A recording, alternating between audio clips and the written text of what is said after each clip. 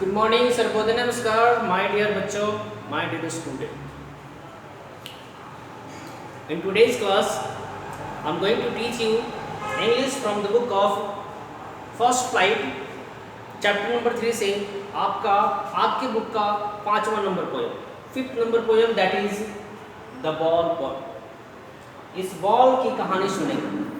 क्या है इसकी कहानी? उसमें जाने से पहले I am going to introduce you to the writer.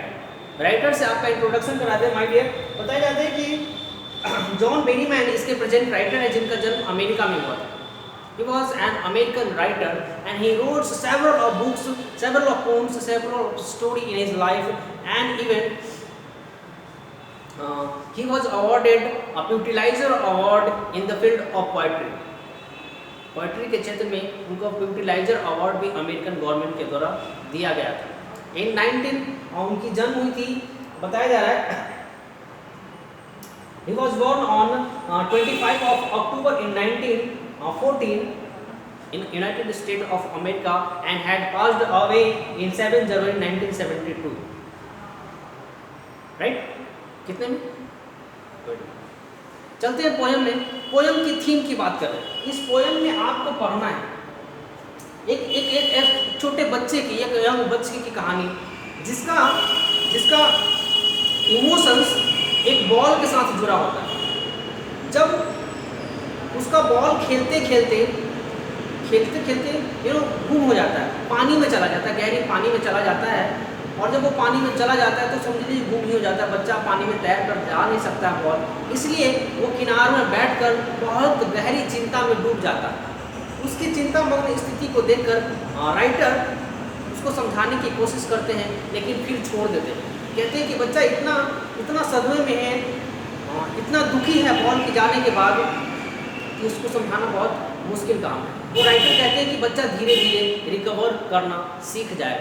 जब हम बचपन में होते हैं, हमारा कोई सामान गुम हो जाता है और उस सामान से हमारा बहुत लगाव होता है तो हमें बहुत दुख होती है, लेकिन धीरे धीरे हम उससे ऊपर उठ पाते हैं, धीरे धीरे हम उस बात को भूल जाते हैं. यही इस पोएम में राइटर आप रीडर्स को समझाना चाहते हैं कि आपके बचपन यंग एज में जो कोई ऐसा वस्तु जिसके साथ आपका बहुत लगाव हो गया है और जब गुम हो जाता है तब कैसा फीलिंग आता है और फिर उससे कैसे रिकवर करते हैं.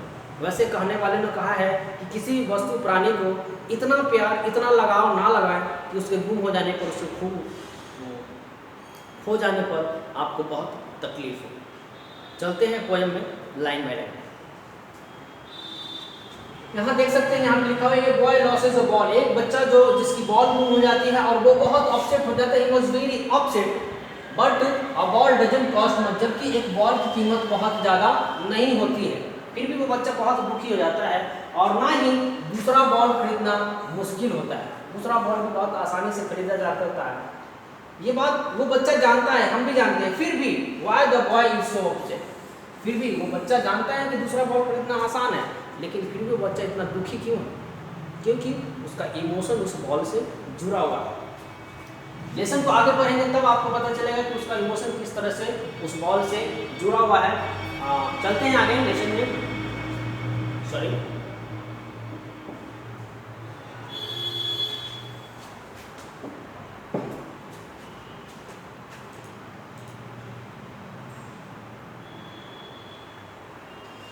यहां से स्टार्ट करते हैं. आप देख पाएंगे. What is the boy now? What is the boy now?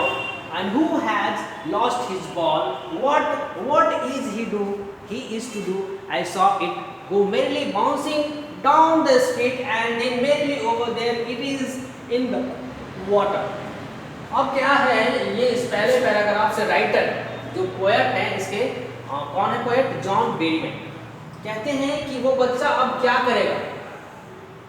वह बच्चा अब क्या करेगा जिसकी बॉल गुम हो चुकी है, जिसकी बॉल खो चुकी है. फिर से वो दोहराते हैं इस लाइन को. क्या करेगा वह? इस बात को राइटर देख रहे हैं. जिस बच्चे की बॉल गुम हो गई है वो क्या करेगा, इस बात को राइटर कहीं से बैठकर देख रहे हैं. और कहते हैं क्या कि जब बॉल उससे गुम हुई तो बॉल बहुत खुशी पूर्वक उछलता हुआ, कूदता हुआ रास्ते से, है ना, बहुत खुशीपूर्वक ऊपर से उड़ता हुआ, ऐसे जब बॉल जाता है तो ऐसे ऐसे करके जाता है ना, बहुत खुशी से। जब बॉल जाता है तो ऑब्वियसली खुशी से जाता है, और जाते जाते कहाँ चला जाता है? वाटर में। There it is in the water. वो बॉल खुशी से उछलते हुए कूदते हुए रास्ते से जाकर पानी में गिर जाता है। नो यूज टू से oh there are other balls. अब ये जो राइटर हैं जो उस दृश्य को देख रहे हैं, वो उस बच्चे से कह रहे हैं कि उस बॉल के लिए दुखी होने की जरूरत नहीं है। नो यूज टू से oh there are other ball. वो कहते हैं कि दूसरा बॉल है, उस बॉल की चिंता नहीं करो। But an ultimate shaking cry fixes the boy as he stands rigid, trembling, staring down all his young days into the harbor where his ball went. I would not intrude on him. अब इस paragraph में writer ये बताने की कोशिश कर रहे हैं कि वो बच्चा जिसकी बॉल गुम हो गई थी, वो अल्टीमेट शेक था, मतलब बहुत ज़्यादा दुखी था, इतना ज़्यादा दुखी था कि वो कांप भी रहा था। Here the word shaking right, sorry, trembling, उसकी बॉडी कांप भी रहा था। staring down, उसकी जो all his young days into the harbor, मतलब उसकी जो बचपन के दिन थे उसी हार्बर में बीते थे। हार्बर का वाटर बॉडी कह सकते हैं, वाटर बॉडी के पास ही बीता था। उस हार्बर बॉडी के पास ही उस बच्चे का शुरुआती दिनों का दिन बीता था, जहाँ वो बॉल चला गया, where his ball went, and I would not intrude on him. intrude मतलब ये जो राइटर हैं वो कह रहे हैं कि मैं ये बात बता नहीं सकता कि वो बच्चा कितना दुखी था। बॉल गुम हो जाने के बाद वो बच्चा कितना दुखी था ये बताया नहीं जा सकता था, इसलिए मैंने उसको डिस्टर्ब करना उचित नहीं समझा। मैंने सोचा था कि उसको जाकर मैं समझाऊंगा कि दूसरी बॉल आ जाएगी, लेकिन वो उसकी जो दुख की जो क्वांटिटी थी, उस क्वांटिटी को देखकर राइटर अपने आप को रोक लेते हैं और उसके पास नहीं जाते हैं, बोलते हैं उनको अपने दुख को सहन कर लेने को। Dying another ball is worthless. Now he senses first responsibility. अब ये राइटर कह रहे हैं कि बॉल जिस बच्चे की गुम हुई है उसको अपनी रिस्पॉन्सिबिलिटी का एहसास होने दो। मतलब जिस दुख में पड़ा हुआ, जिस पीड़ा में पड़ा हुआ है, उस पीड़ा को उसे फील करने दो, वो भी बच्चा जानता था कि दूसरा बॉल खरीदना बहुत आसान है, लेकिन जैसा मैंने बताया कि उसका जो इमोशंस था उस बॉल के साथ अटैच था और इसीलिए वो बच्चा बहुत दुखी था। अब राइटर कह रहे हैं उसकी पहले सीन को, he senses the first responsibility for the ball.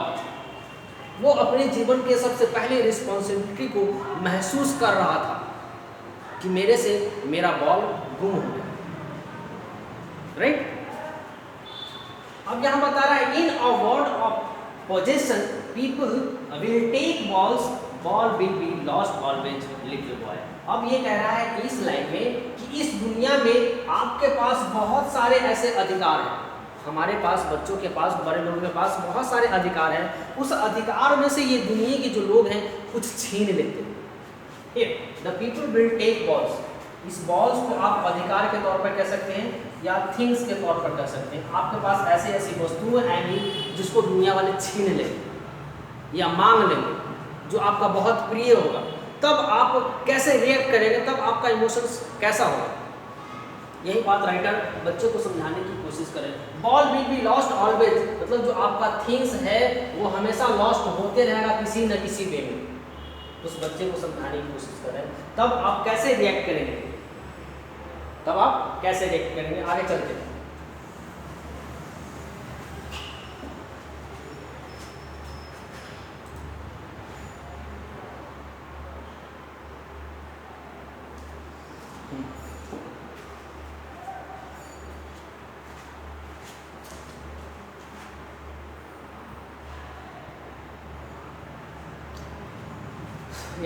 यहाँ था मैं, यहाँ से पढ़ना and no one buys a ball back.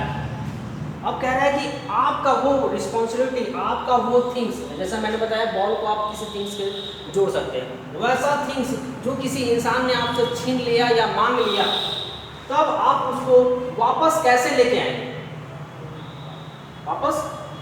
जाएंगे। मनी इज एक्सटर्नल, मनी क्या है? एक्सटर्नल मनी, बाहरी संसार है, बाहरी दुनिया है ना।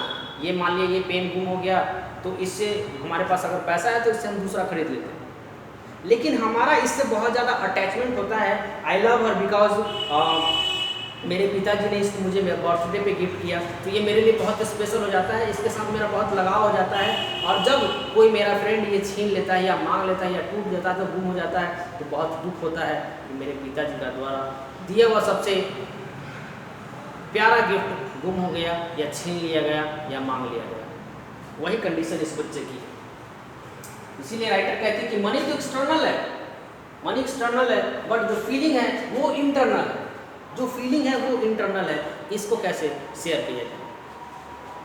He is learning well behind his desperate eyes।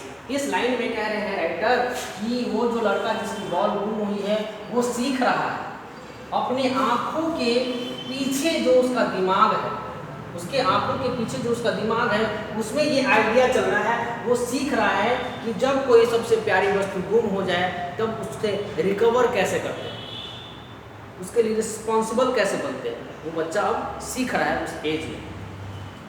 The epistemology of loss, how to stand up knowing what every man must one day know and most know many days how to stand up. अब कह रहा है कि इस word में epistemology जो है किसी वर्ड को किसी बात को भूलना, किसी बात को भूल जाना जो हमारे बहुत करीब है और उस बात को हम धीरे धीरे भूल पाते हैं।